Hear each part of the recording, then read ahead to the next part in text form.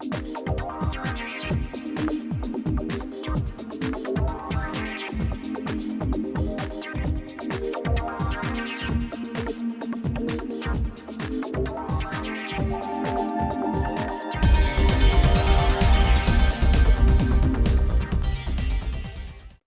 to the Vaccination Station. My name is Dave, and today I'm interviewing Rachel Alter. Rachel, thank you for coming along. Hi, thanks for having me. Let's start by getting to know you. Tell me 3 things about yourself that you think the audience would find interesting. All right. Well, first, I have lived in, I think, 4 countries that are not the US. So I've lived in New Zealand and Spain and the UK and Israel most recently, which has been fun and interesting experience. Let's see, I have a dog named Charles Dogwin. His middle name is Barkamedes, Charles Barkamedes Dogwin, but we call him Charlie. And when I was in college, I was really interested in rock climbing and ice climbing and all of those extreme sports. I'm still interested in them, but I don't do them as often anymore. 2 questions then. What led you to these different countries, and where do you go ice climbing? So New Zealand was about half a year in 2012. I was really interested in being outside and all of the outdoor activities. So naturally you go to New Zealand for that. And it was incredible. I wouldn't exchange that experience for anything. I'd go back in a heartbeat, especially these days. And let's see, then in Spain, I was there for a couple of months doing research for part of my master's, I was looking at congenital heart defects associated with living in a region of Spain that's known for their year-round agriculture and their greenhouses. So there's this little part of Spain that is, you can actually see it from space. They've got these like giant greenhouses all over and it looks white from space because they're all made of plastic. But that means they have pesticides all year round and people are living really close to them. So there was some concern that there might be a lot of health issues around that. So I was looking at the epidemiology of that, which was another great learning experience. And I speak Spanish reasonably well, but not fluently. I was really hoping to London for what I expected to be a year. And I was doing some research in vaccine world. I was working at the Vaccine Confidence Project, which was wonderful. I still do some work with them. But about 2 months in, I got into medical school and then had to move straight to Tel Aviv, where I was most recently. I've been back in New Jersey since March because of the pandemic, but all of my stuff is still over in Tel Aviv. Oh, and the ice climbing, where do you go ice climbing? I went to college in central New York, about 4 hours north of New York City, and it is gorgeous up there. It's also about 4 hours away from the high peaks of the Adirondack mountain range, which is unbelievable. If you ever have a chance to go, you got to go there. But anyway, so there's a lot of, these really beautiful tall granite cliffs. And a lot of people up there are kind of the crunchy type and do a lot of outdoors activities. And I was very lucky to go to a university that had a very booming outdoors club. So I got a lot of really great experiences from that. So you're currently doing remote learning via Israel? Yes.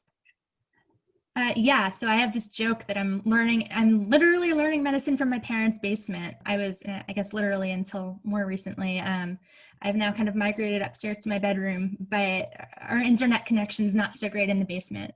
But for a while I was sitting down there. Yeah, I've been remote since the end of March. And I don't have any plans to go back anytime soon with the way that both the US and Israel are handling things. So where did you study and what are your current qualifications? So I got my undergraduate degree at Colgate University, which is, again, about 4 hours north of New York City in this little tiny town called Hamilton. It's beautiful up there. So a lot of cows. And I studied neuroscience and writing. Neuroscience was fantastic, but was it hard? Very, very, very hard. But I loved it. Writing was more just for fun. Writing is my hobby. I find it just kind of it's just a fun thing that I do. And I thought, when I'm done with neuro for the day, it's nice to go back and have an assignment that's just a fun thing to do. So anyway, that was my kind of communications, intro into communications. It was more of a writing and rhetoric degree. So then I graduated in 2013, and I spent a bunch of years all over the place. I always knew I wanted to go to med school, but I hadn't taken all of the prerequisite pre-medical requirements in undergrad, so I needed to do a post-bac degree. So I took a year or two off between graduating undergrad and starting the post-bac, which I then started at Columbia and did that for a couple of years. And then during the glide year, they call it, when you're applying to medical school, I ended up doing my master's at the Columbia Medical Center in public health. And that was a wonderful experience. I'm so happy that I ended up doing that. It was really a kind of, I don't know if I'd call it a career change. It was a career changer. Yeah, it was a career changer. It totally changed my trajectory. And I love neuro. I'm still so into the brain and such a brain nerd, but I've also kind of developed this passion for infectious disease that has been so timely lately. But it's also just, I love it. It's so interesting. So you haven't chosen to specialize in anything just yet, but you've got two options available pretty much: neurology and infectious diseases.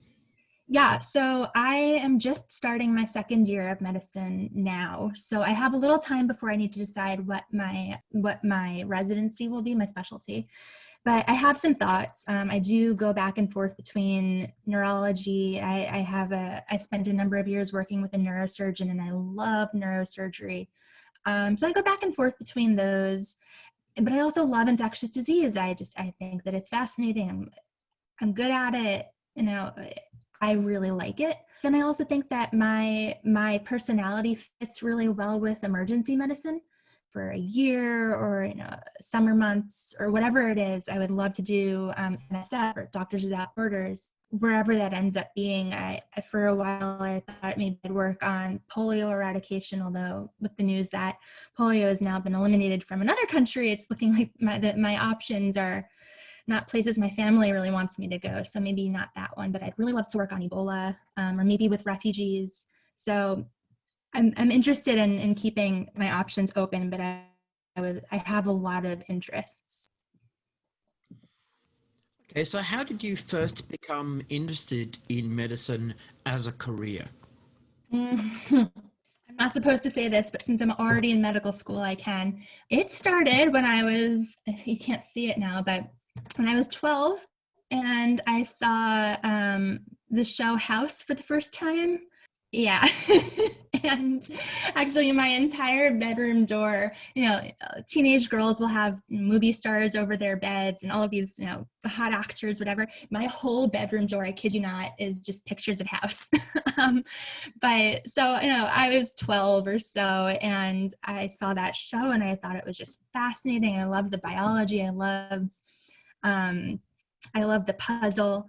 And obviously, as I got older and looked more into it and learned more about how medicine worked, I realized it's not how it works at all. And I recently rewatched a bunch of episodes and realized, wow, this is so inaccurate. But that's what got my initial interest, piqued my interest initially. I started reading a ton of books about medicine, and every weekend, the New York Times Magazine would have their diagnosis section that I'd rip out of the magazine and put into a binder, and who knows where that is now. But I got really interested in that. I did some shadowing at hospitals with different doctors when I was in high school. I got really interested in shadowing a neurosurgeon when I was in college and then past college. And then my master's really got me interested in infectious disease, which has been such a well-timed pursuit. What advice would you give to someone considering a career in medicine?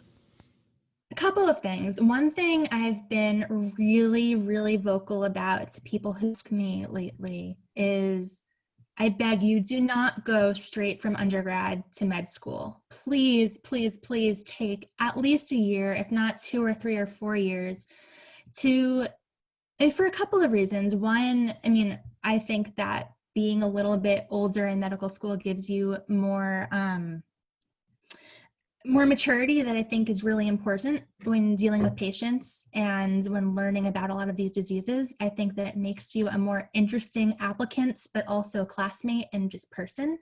I think that it makes you, people often burn out, right? Students burn out right after college. So I think for your mental health, it's really important to be able to work a little bit or travel or whatever it is that you can take a little bit of time off after college and doing anything. Working in a lab. I worked in an investment bank for a little while. I knew that's not where I wanted to be, but it came upon me and I did it, and it was a nice little break.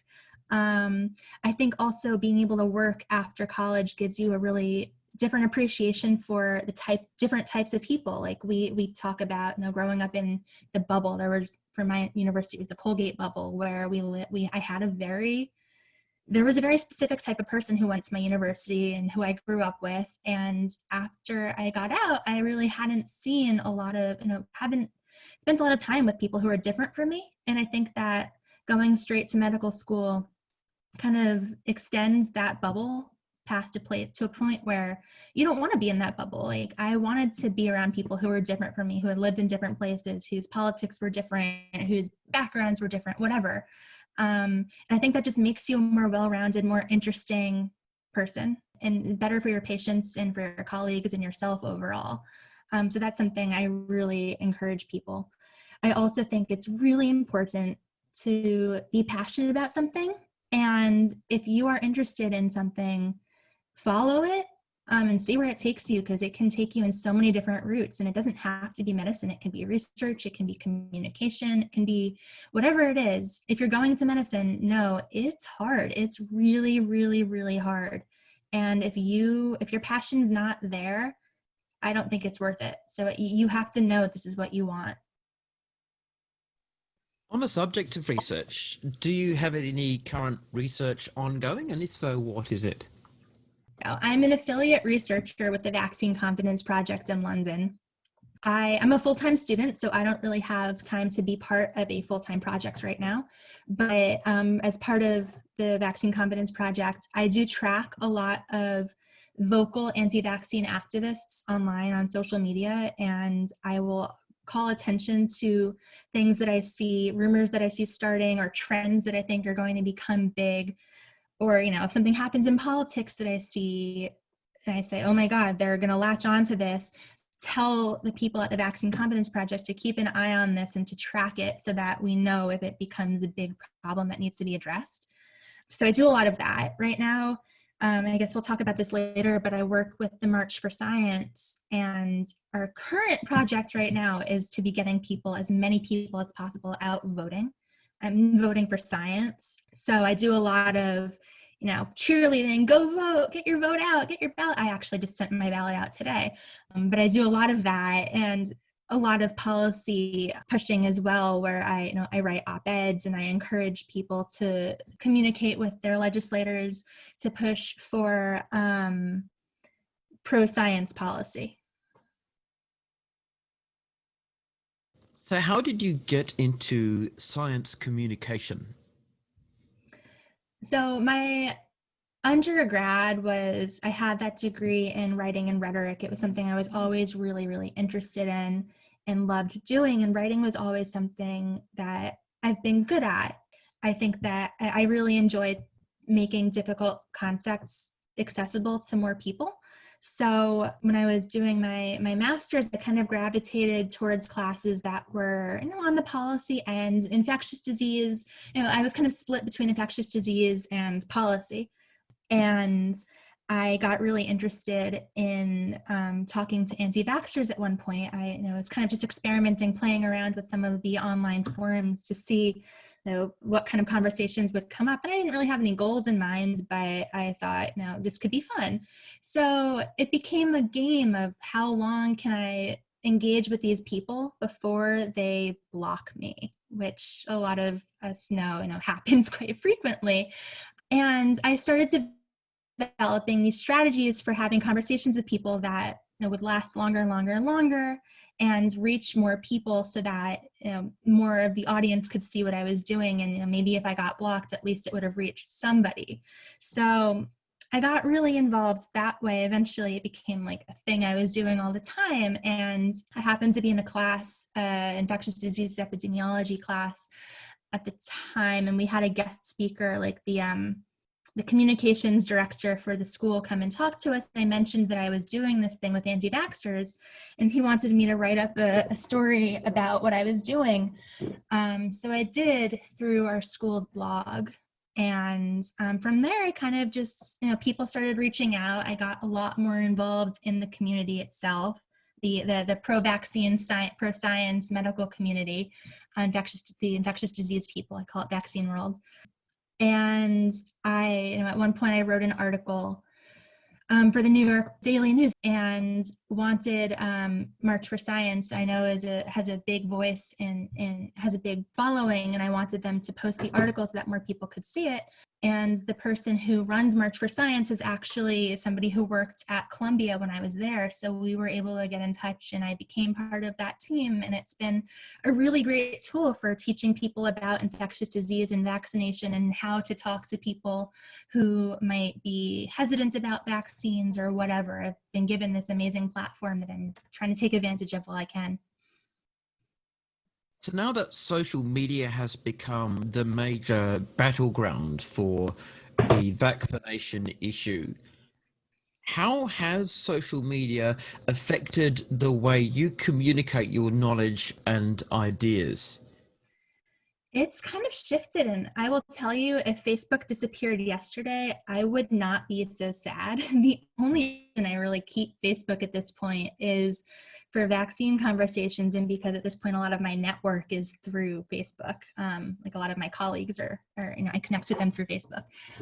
But I think that we can talk about Twitter. I've become a lot more active on Twitter lately, and it's really, really hard to have a long conversation with people in 180 or 280 characters, whatever you're given.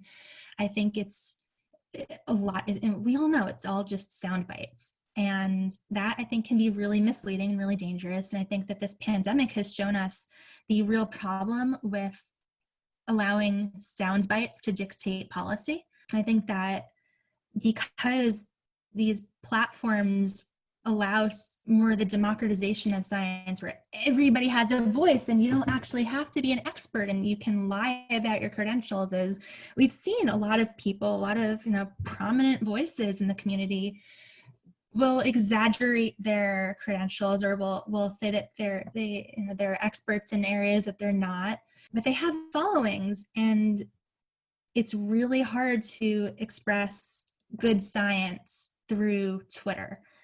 Some people have done a really amazing job with it. And I try to amplify those people through March for Science. But I think that a really big problem is that so many people have a voice now. It's really hard to tell what's legitimate versus what is something you need to be looking at a second time and saying, maybe this isn't so good.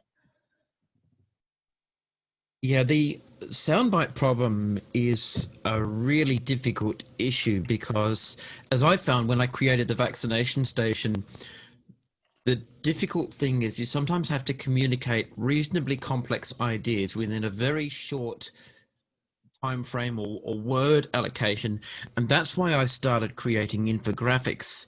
It's taken me a while to get used to the best format, or what I feel is the best format for me. And I've had a couple of hits and misses along the way, but it really dawned on me that in an era where social media dominates and people want instant answers and instant gratification, Mm-hmm. the trick is to produce something that's punchy and readable and coherent to a layperson. I'm a layperson. I have no background in science or medicine or vaccinations. I've got no professional qualifications there. So I thought if I can make it understandable to me, just a regular deb, then it should be understandable to most people. So that's what I've tried to do. So you mentioned earlier that you work with the March for Science. What is the March for Science, and what's your role in it? Yeah, so I don't know how much background you know, but so March for Science began kind of as an offshoot. Well, they're not affiliated with, but after the election in 2016, the Women's March kind of arose, and that gave us the idea to not me personally, but March for Science started basically to encourage science activism, science communication, and politics and science to be joint, so that politicians were following scientifically sound policy. And this is really, sprung initially from climate change, where the politicians in power weren't paying attention to climate change and weren't doing, you pulled out of the Paris Accords, et cetera. And it's since sprung up into lots of other different areas. So right now we're really involved in communication about the pandemic, and we do a lot of encouraging and supporting grassroots organizations. So for example, a couple of days ago, I interviewed a man a physician at a hospital in Boston, who is working on this project that he helps other physicians register their patients to vote while they're at the hospital. And it's this really cool thing. It's so easy to register, and it helps these patients who are spending time at hospitals otherwise to register while they're there. And so we do a lot of amplifying their voices. We reach out to politicians and do a lot of policy stuff on the back end. I do less with the organizing. My role is generally I write for them. So I've written a couple of articles with them. We recently did one for Scientific American encouraging New York not to open so quickly. This is back in, I think it was July, when New York was considering reopening restaurants. And we wrote an op-ed about why they shouldn't do that so quickly. And right now we're really, really working on getting people to vote, and to vote for scientifically sound policy. And yeah, so I do, that's more of what I do. I do a lot of the writing, and then I do a lot of explaining how to communicate with vaccine hesitant people, or how to debunk XYZ myths, or why are vaccines important in the first place, and trying to get people excited about vaccination, and more recently about masking and all of that.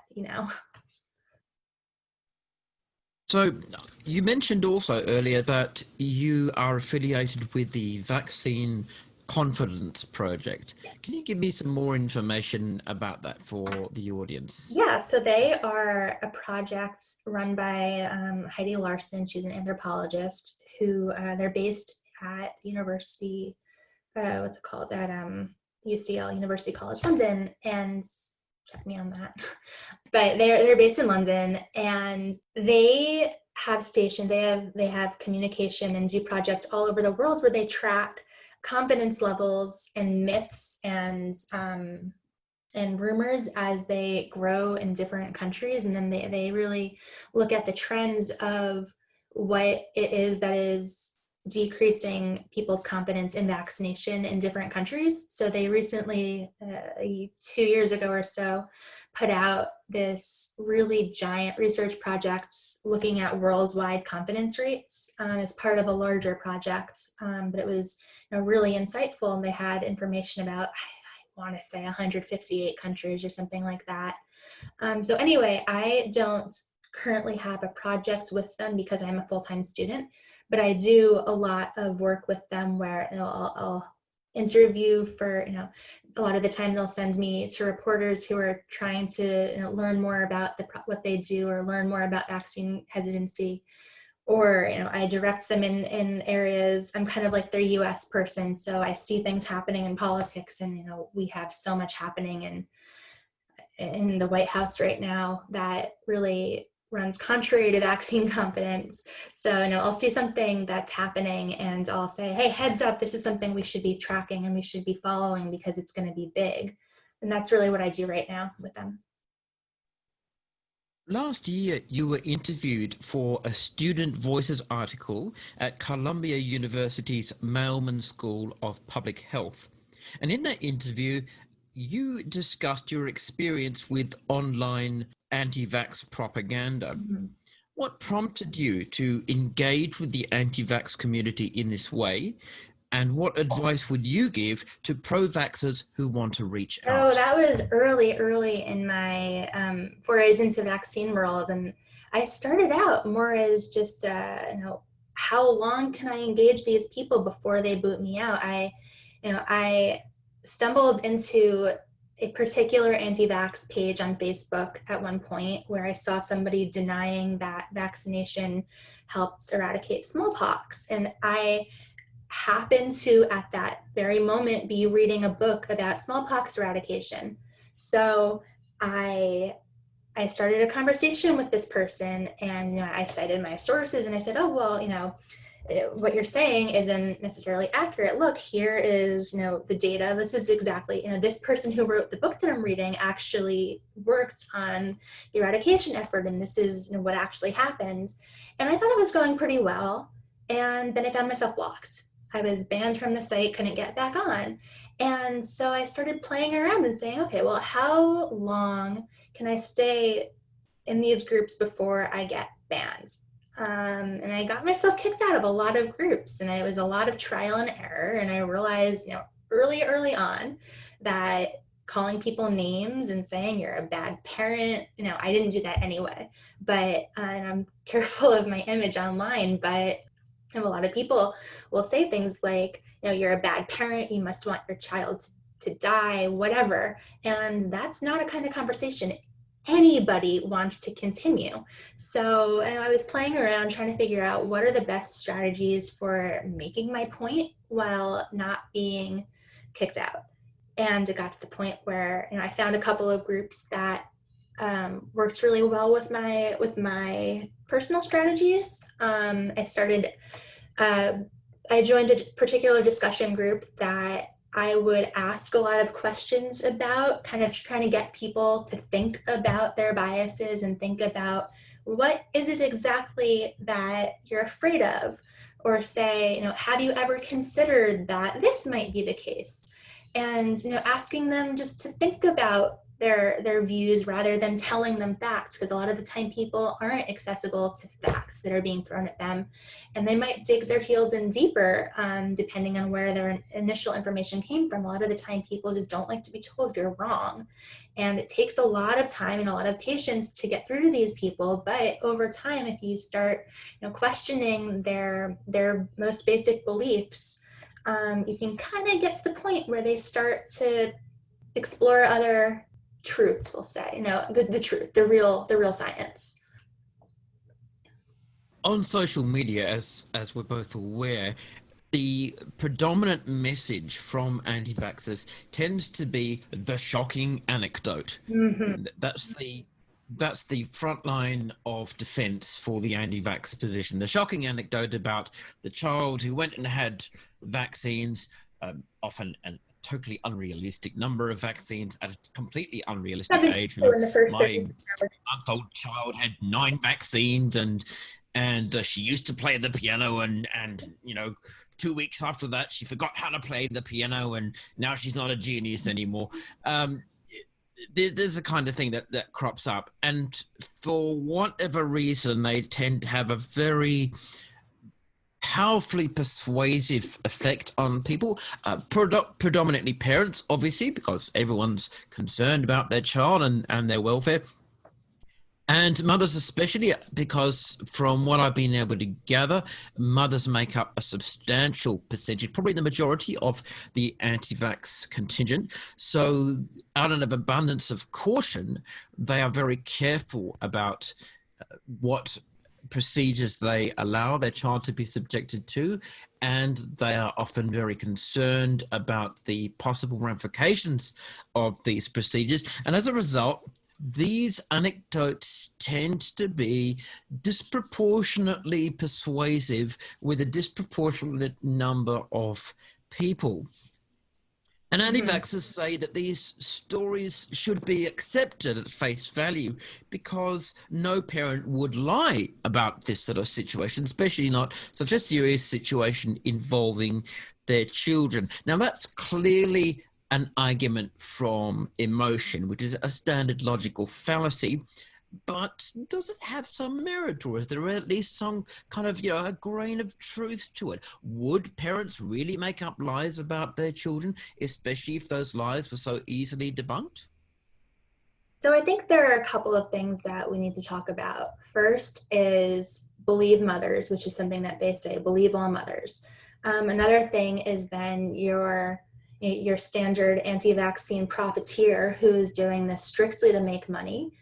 And then there are people who may not have a strong scientific background, or may, they might be completely educated. They could have a PhD in English, but that's not the same as understanding science. And it's really, really difficult, even for someone like me. I have a lot of training in science, and there is so much that I avoid because I don't understand it. Like, I have my go-to experts on things like the blood-brain barrier. I'm like, okay, can you please explain this to me? Because I don't get it. So you're going to have a wide variety of reasons why people, don't, make up stories or whatever. So anyway, so the first group, the profiteers, are going to be the ones who may or may not believe what they're saying.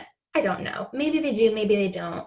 Maybe they've convinced themselves that what they're saying is true, but they're doing it for money. So then you have people like, I won't name names, I'll be good, but the man who runs this giant group that, is one I track most frequently, who has GoFundMe pages. There have been articles about him, about how he made like $80,000 in a year based on donations from his people who follow him.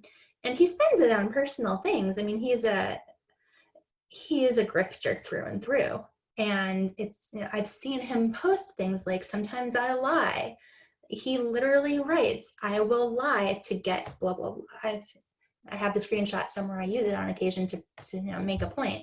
And then he latches onto people who have these stories. There's a story of a woman whose child died shortly after vaccination. This man got hold of her and convinced her that the vaccines were responsible for her child dying, when after some investigation, it was found that she was co-sleeping and her child suffocated. But, whether or not she believes it, I think at this point she's so far down the rabbit hole of denial that she does believe it's the vaccines, but she is now become this man's, target, where he makes money off her. She makes money off of her dead child. She grifts, she sells all of these products with her child's face on it and all of these lies about vaccination. She has billboards out. It's really bad. So those are some people who will make up lies for money. That is indisputable. Then you have a subset of people who just don't know any better. People hear emotional stories and it's scary. And if they don't know how to read the literature, and no fault of theirs, it's really difficult to get through that stuff.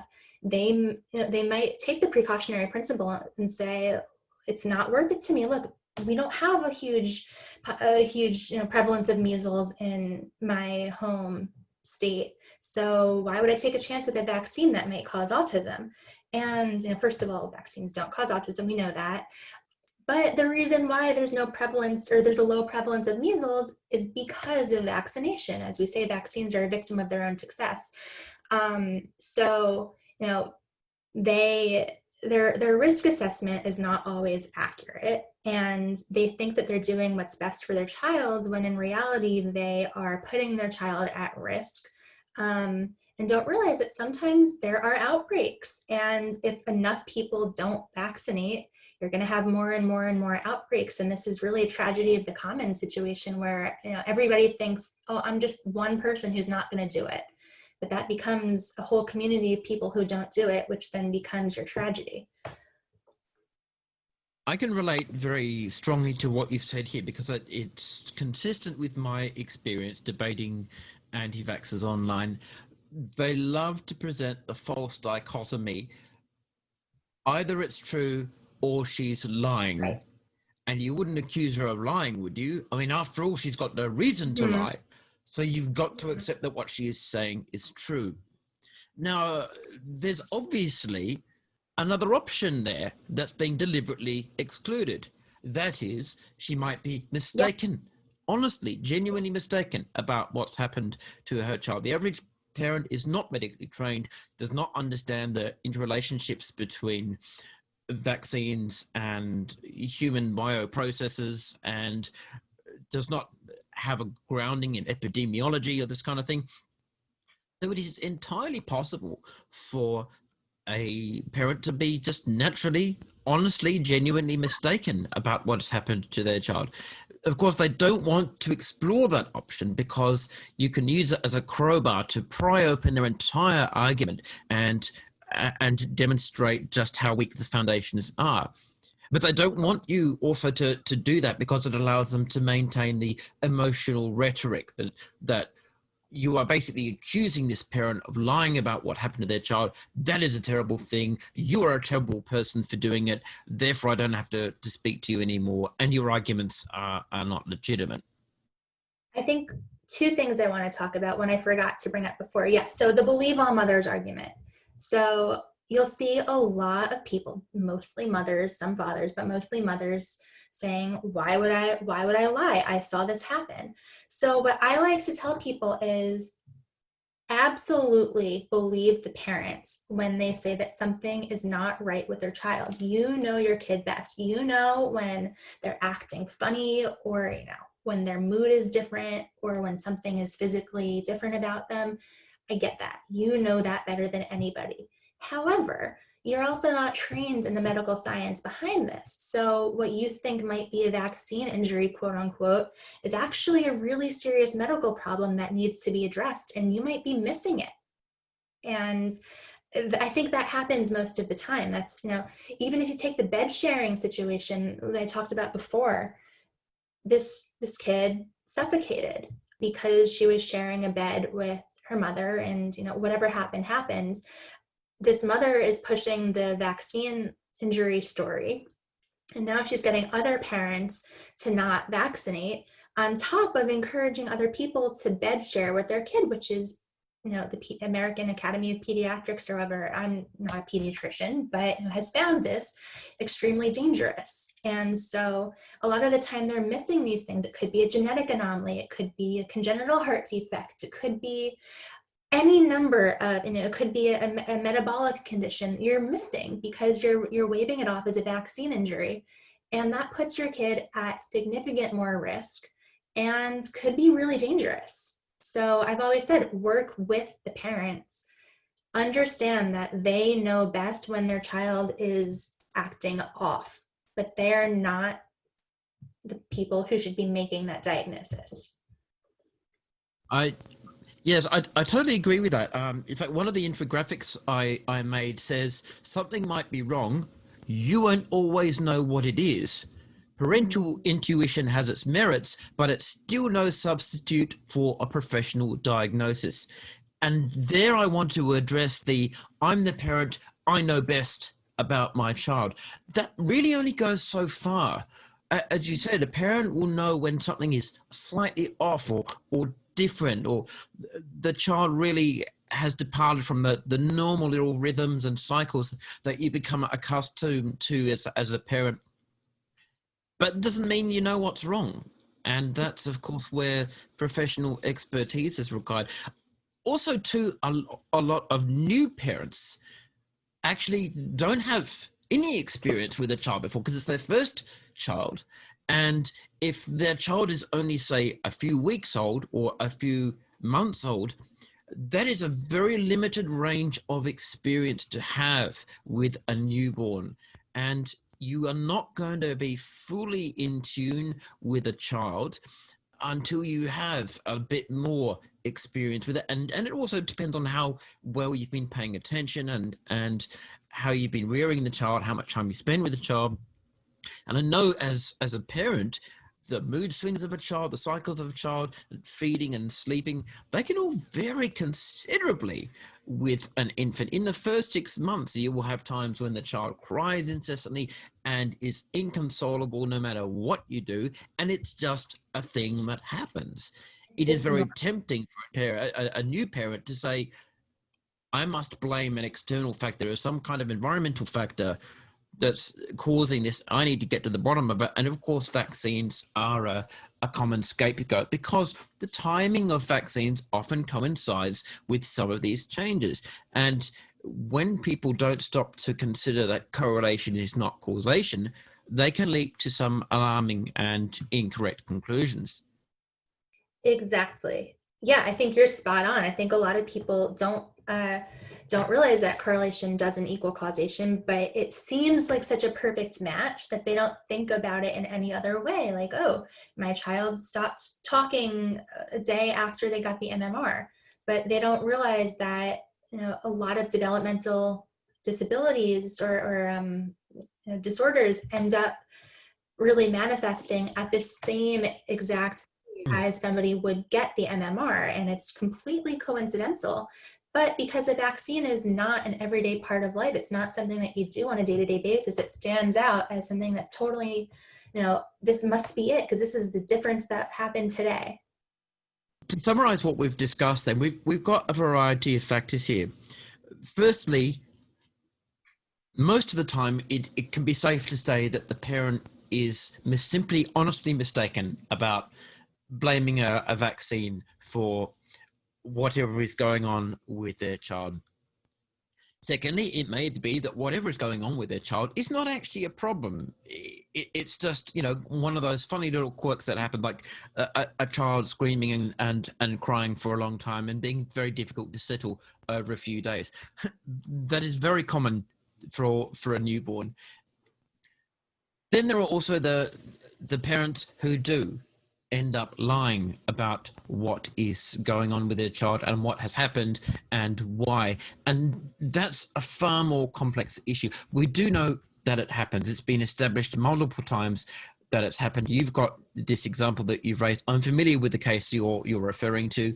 That was a case of the parent inadvertently contributing to the death of the child by co-sleeping. And this is where I think we get to another problem, that when this happens, it can be very difficult for a parent to accept that this is what happened and that they had some part in it. Therefore, there is actually a very strong motivation for proceeding quickly to a state of denial and blaming some other factor, so that for very obvious emotional and psychological reasons, a coping strategy is needed, and this becomes an efficient coping strategy. And Yeah, that is well established. It's something, there are plenty of cases of this.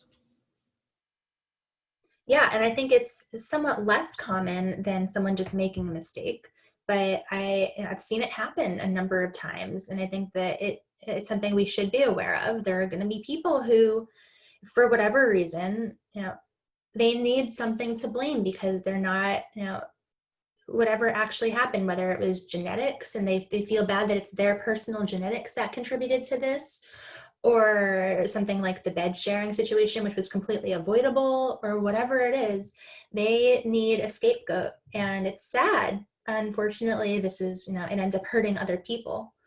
I think there are a lot of other people who really want to feel like they're going above and beyond as parents, and they feel like, you know, they see something that everybody else doesn't see in the dangers of vaccination, and, well, I am a better parent than you because I see this danger that you don't see, and I therefore am protecting my child in a way that you're not protecting yours.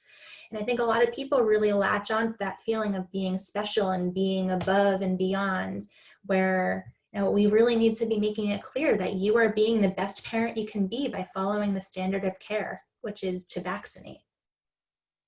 There's definitely a very aggressive purity test that tends to be applied to parents within the anti-vax community, and refusal to vaccinate is seen as, the ultimate expression of that purity. And if you deviate from that, then of course you come under scrutiny and suspicion, because people say, well, why are you vaccinating your child? Or why are you less hesitant about vaccines than I am? You can't be the kind of parent you really should be. And that, of course, plays very deeply into the guilt that all parents feel quite naturally when they're concerned that they are not doing their best for their child, or they have done something or omitted to do something that has deleterious effects for their child. And again, it, especially with new parents who don't have the experience of raising a child before, this can be very terrifying and play a very strong part in persuading them against scientific and medical advice. The other aspect, of course, is that there may not be a problem with the child, because very often what a parent will claim is a vaccine injury is not an injury at all. There may be nothing wrong with the child at all. Child just might be going through a crying phase, or not eating very well phase, or not sleeping very well phase, which again, every new parent has experience with. And once you've got your second child, you know the kinds of things that are crop up, and you are far better equipped to identify what's really going on and how to cope with it. But on occasions, there is a genuine problem that lies with the parent, and that is something that used to be called Munchausen's by proxy, that I believe is now understood as factitious disorder, whereby the the person either deceives others by appearing to be sick and seeking medical treatment for a disorder that or disorders that don't exist, or by proxy convincing other people that a family member or someone they're caring for is sick, and getting them subjected to medical procedures or processes and various forms of medical scrutiny, some of them highly invasive, that are completely unnecessary, and in some cases have proved to be quite damaging to their health. And this is something that does actually happen, and it happens with parents with very young children, babies, and even sometimes teenagers and adult children. And that is obviously an area where we have another reason for saying, well, we need to be cautious about accepting these claims, because we have to first check, do they stand up to scrutiny? Is there a genuine problem with the child? Can it be identified, medically diagnosed?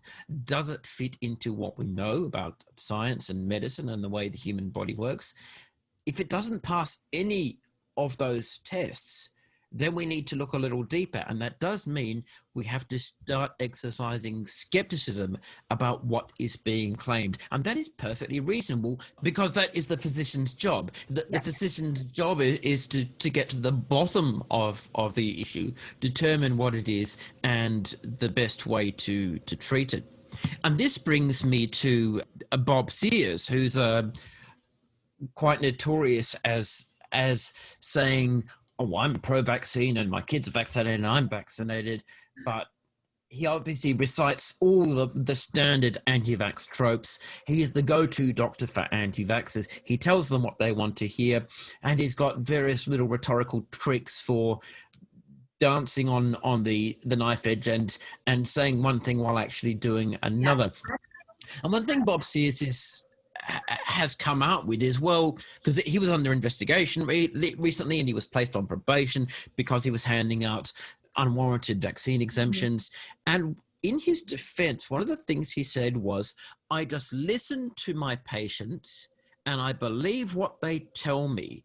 And if the parent tells me that their child has a bad reaction to something or whatever, then who am I to disbelieve them? That's part of my job, is to believe my patient.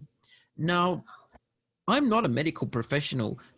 Even I can spot the logical problem there. It's not the doctor's job to simply believe everything the patient tells them. Mm-hmm. It's the doctor's job to listen to the patient and make a correct diagnosis based on what the patient tells them and any other forms of investigation that may be required. Would you like to chime in on that as a medical student yourself? Completely agree with everything you said. I think that what Bob Sears is doing is complete medical malpractice. And if that's your attitude, then why do you even have your medical degree? You're the one who has the degree to diagnose somebody, to really go through all of their symptoms and figure out what's wrong. And if you're letting it go at, well, it must be a vaccine injury, you're not doing your job, because 99 times out of 100, more 999,000 times out of whatever, it's not the vaccine, it's going to be something else, and you're missing that and you're letting that get away when you really shouldn't. Again, the parent's going to know if something's wrong. If something happens after a vaccine, they're going to know that something's up, but it's your job as a physician to dig into that and say, well, what is it that happened that day? Or, a lot of the time these people will, one that I see all the time is the Tdap scream. They'll say their child got the Tdap and then screams for 48 hours or whatever it is. And first of all, certain vaccines hurt more than others. Nobody likes being pricked with a needle. So yeah, it's going to hurt. And sometimes they're going to be sore for a while, and infants can't speak. So the way that they communicate when they're in pain is by screaming, and that's a normal reaction. But anyway, so they'll say, well, my child screamed for 48 hours. They had the Tdap scream. And a medical professional's job is not to say, oh, you're right, it's a vaccine. Their job is to either educate the parent on the normal development and say, well, that is a normal reaction for an infant, or to explore further and say, I wonder if there's something else going on. And, every once in a while, there's going to be a vaccine reaction, and that's what, we have systems in place to catch those.